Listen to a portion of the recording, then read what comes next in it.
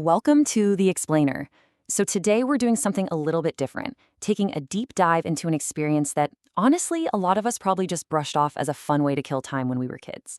I know it might sound kind of absurd on the surface, right?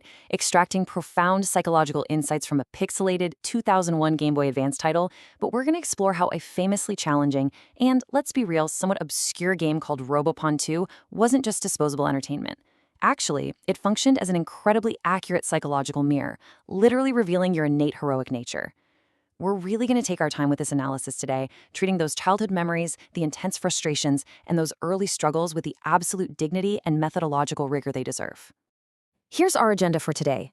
First up, the mirrors of childhood. Then, pedagogy of the unforgiving. Third, a team of symbols. Fourth, the relational hero. And finally, an unfinished mythic journey. Okay, so I want to kick things off with a pretty massive analytical question. Do the media we consume in childhood actually create our character, or do they just provide the language to reveal who we already are? Put simply, did playing video games build your psychological framework from scratch, or did they just hand you a symbolic lexicon? A vocabulary of leveling up, forming parties, battling bosses, to help you articulate a powerful archetype that was already sitting right there inside you. Just keep that question in the back of your mind as we look at the evidence. All right, let's get into Section 1, the mirrors of childhood. Think of this as your early training grounds. So looking at the analysis of exactly how you played, you perfectly embody what psychologists call the pilgrim-warrior archetype. Basically, this means you innately value long-term growth way over instant gratification. You naturally want to protect your allies, you look for mythic meaning in the mechanics, and you really strive for careful, skillful decisions.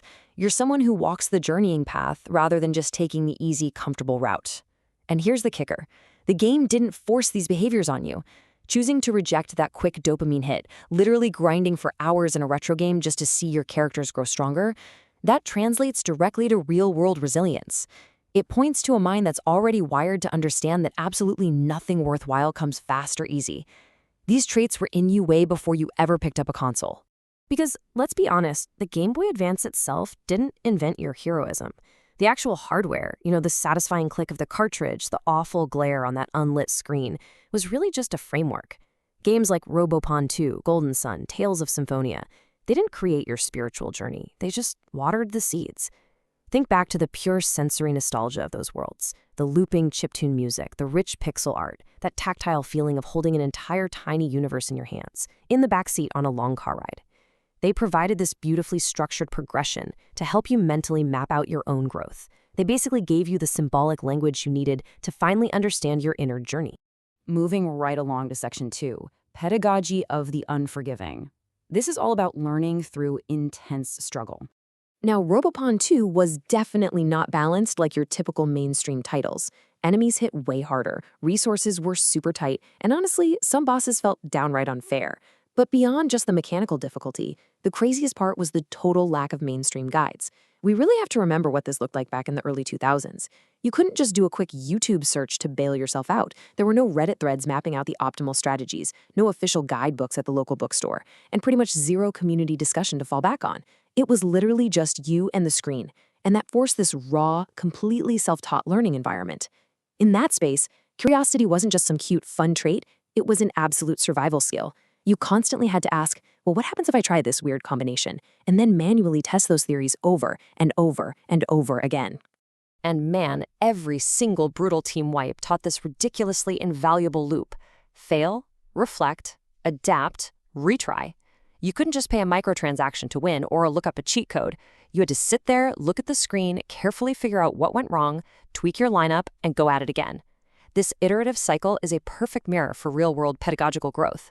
It is literally the exact same foundational process that drives success in high-level academics or navigating a really complex career path or even working through messy personal relationships. 0. That is the exact number of walkthroughs you used during this wildly formative experience.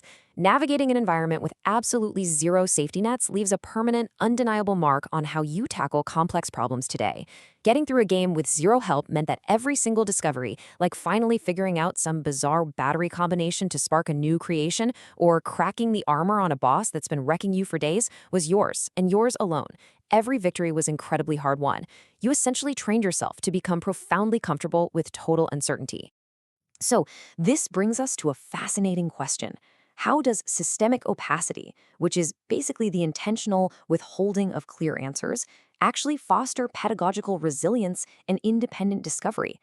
Think about how much this friction differs from modern game design. Today, everything is pretty frictionless, right? A glowing waypoint tells you exactly where to go, autosaves protect you from any real loss.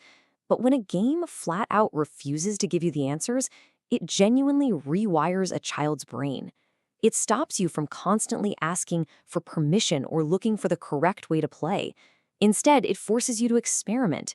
It built this massive foundational confidence inside you, essentially teaching you that even when you are totally, hopelessly lost in the dark, if you just persist, reflect, and adapt, you're going to figure it out. Let's pivot to Section 3, a team of symbols.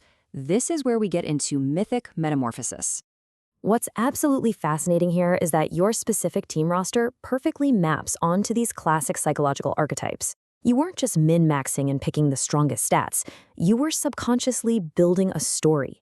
You heavily favored entities that patiently earn their strength over time, rather than the ones that just handed you instant power.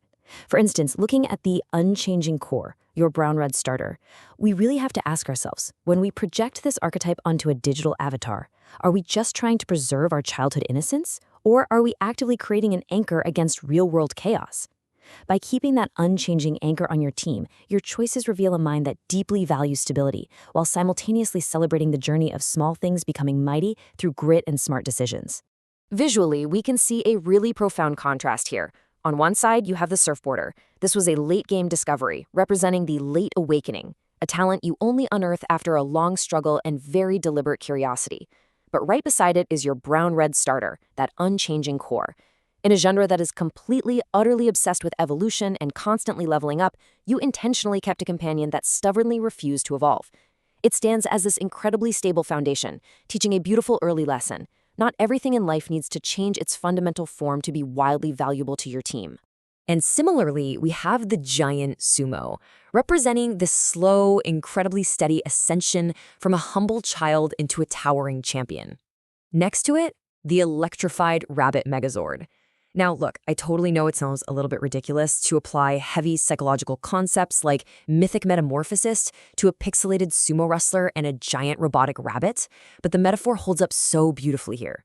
Watching a fragile little rabbit transform into this massive electrified wild card is pure, unfiltered mythic storytelling. It's proof that tiny, vulnerable beginnings hold massive, highly specialized potential if you just have the patience to cultivate them.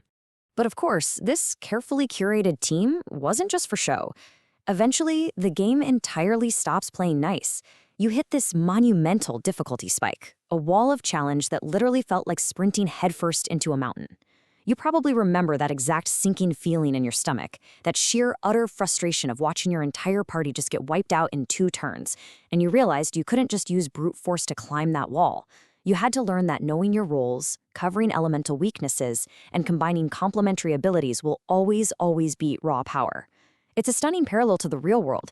The absolute best outcomes come from a diverse group that complements each other's weaknesses, not just a team packed with identical strengths. All right, that brings us to Section 4, the relational hero. Let's talk about surviving isolation. I want you to really listen to this incredibly honest, heavy reflection pulled from the source material. I fear being alone, so I build a mighty force. I fear all those nights that I spent alone, nobody to talk to, feasting on those short moments that I spent with other spiritual heroes. Wow, that is powerful. The act of gathering a team in this game, of building that mighty force, was never about seeking dominance or projecting power. It was an act of survival. It was about surviving isolation, getting through those lonely nights, and craving a genuine, profound connection. You gathered allies simply because you desperately wanted safety and belonging. And what's fascinating is the stark narrative dissonance going on here. The game's coded protagonist, Cody, was written specifically to be this solitary time traveler. His narrative path was inward, it was burdened, he was chosen by circumstance to go fix the world all by himself. But your path, as the player, it was completely different. Your path was intentionally communal. It was outward, highly relational, and deeply strengthened by others. This narrative clash Between the game's hard-coded story of the lone wolf and your emergent gameplay as this relational team-building leader, it really exposes the limitations of authored media. The game was trying so hard to tell one specific story, but your own psychology basically hijacked it to tell another. So, in what ways does this massive narrative dissonance actually reveal the deeper drivers of your relational heroism? Think about it. By actively rejecting the game's solitary, burdensome premise, you highlighted your own innate, profound refusal to face the dark alone. And what does that actually mean in practice? Well, to actively refuse to face the dark alone means you recognize that isolation is definitely not a requirement for strength. Instead, it's an intentional choice to reach out, to build a community, and to draw power from the people standing right beside you. You didn't become a hero because you were isolated. You became one because you actively, stubbornly refused to stay that way. Your specific brand of heroism is deeply relational. It's built entirely on alliances, on shared strength, and on protecting your inner circle.